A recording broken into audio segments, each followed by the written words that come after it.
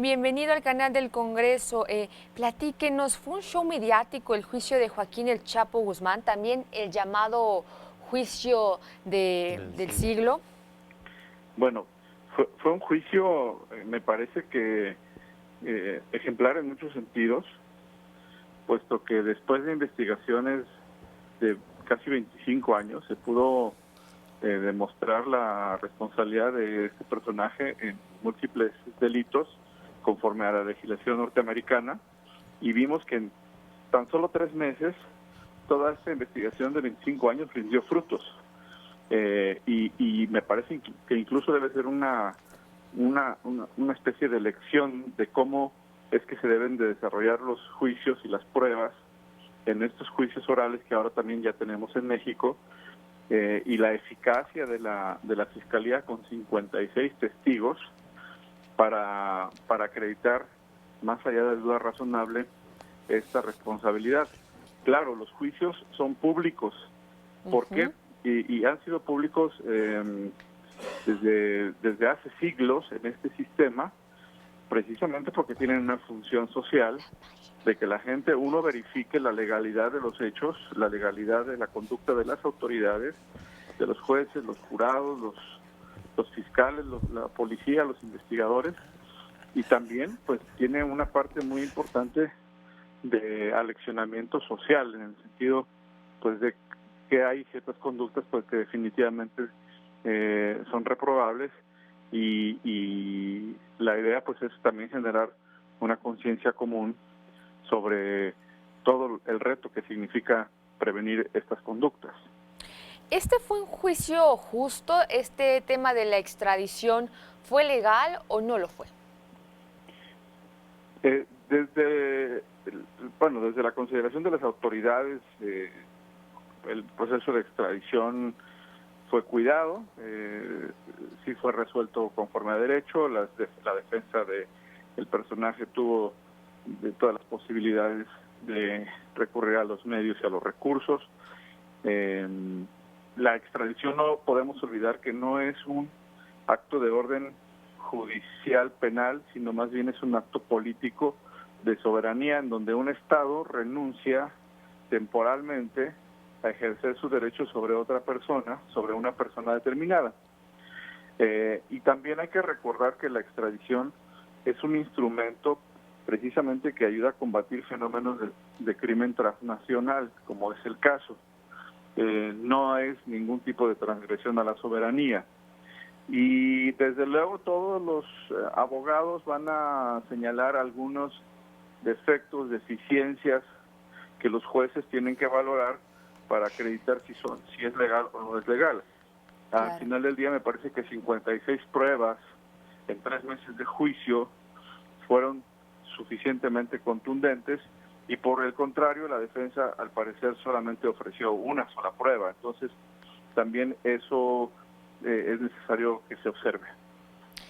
Jorge, ¿realmente aquí se acaba la historia de uno de los más despiadados líderes del narcotráfico en nuestro país? Bueno, hay un lado humano que siempre es trágico por lo que significa esta condena tan rotunda sobre la persona y su libertad.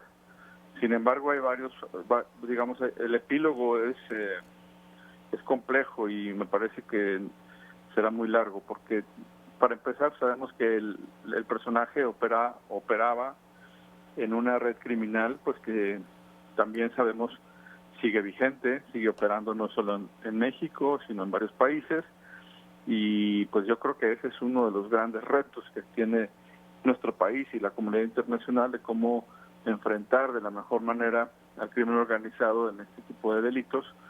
También existe un epílogo que tiene que ver con algo que para mí quizás es más importante que la propia condena, que es el tema del decomiso de los recursos.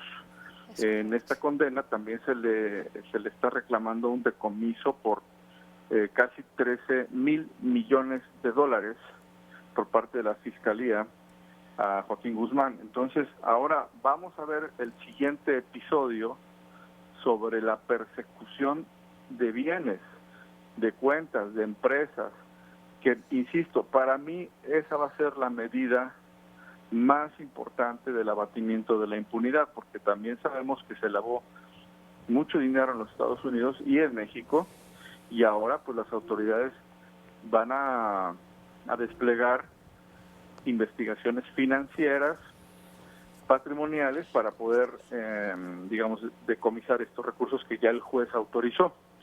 Entonces, creo que viene una parte aún más importante, y también importante porque México debería de exigir parte de estos recursos que eventualmente sean recuperados a Guzmán Loera.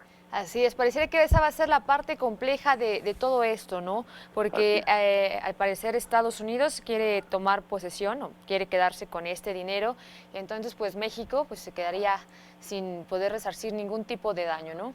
Es correcto, sí, es correcto, y México tiene el derecho. En mi Twitter de hoy he colgado un acuerdo interinstitucional entre México y Estados Unidos para que nos da derecho a reclamar parte de estos bienes. Entonces, así es. Yo creo que ahora viene esta parte, este epílogo económico. Claro, algo que menciona Jorge me parece muy interesante y creo que vale la pena destacarlo. Ya tienen la cabeza del Chapo Guzmán, por así decirlo, pero este cártel de Sinaloa sigue funcionando y sigue siendo el más fuerte. ¿Qué harán las autoridades en contra de eso? Pues sí, sabemos ahora por los reportes de inteligencia y por los análisis criminológicos que se realizan, que también hay otros cárteles que quizás estén compitiendo o ya hayan superado al grupo criminal de Sinaloa o del Pacífico, llamado así. Y bueno, pues esto habla de que la dinámica del negocio de los flujos ilícitos de droga y otras actividades como la extorsión, la corrupción, el secuestro, pues siguen lastimándonos profundamente, y ese es el reto de las autoridades, que no se va a resolver con la amnistía que, por ejemplo, se ha propuesto, ¿no? Al contrario, lo que la sociedad pide es fin a la impunidad y que se haga justicia. ¿Qué pasa en casos como el del Mayo Zambada? ¿Por qué no lo han agarrado? Bueno, sabemos que estos grupos, estas redes criminales, pues tienen mecanismos de inteligencia, tienen agenda incluso de captura de instituciones de seguridad, un altísimo poderío económico que les permite también generar actos de corrupción. Esta gente, sabemos todos, lo hemos ahora visto en documentales y en series, sí, pues sabemos que viven a salto de mata. No es gente que tenga una vida común y corriente. Si bien pueden disponer de miles de millones de dólares, muchas veces no pueden ni siquiera ir a comprar una torta a la esquina. O sea, es gente que vive en una circunstancia de constante movilidad, de movimiento, de fuga, de evasión. Y bueno, pues ahora es la tarea precisamente de las autoridades el afinar sus estrategias para que los delincuentes pues puedan ser detenidos.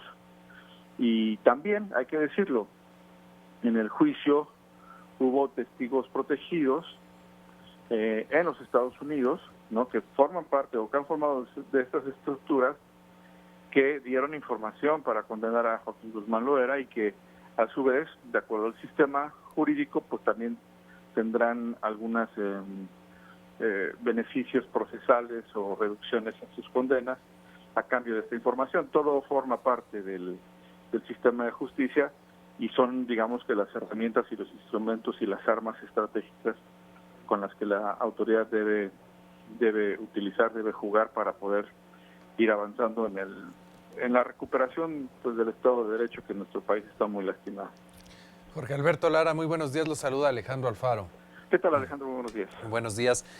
Tal como señalaba, pues el caso del Mayo Zambada, esta sentencia, ¿no?, este punto final, si le pudiéramos decir de alguna manera, en cuanto al líder del cártel de Sinaloa, ¿qué podría generar o qué podríamos esperar de las nuevas generaciones? Un Nemesio alias El Mencho, que se fortalezca, ¿no?, el Mayo Zambada, o algunos otros cárteles, el Jalisco Nueva Generación, o sea, todas estas células que ya están por todo nuestro país.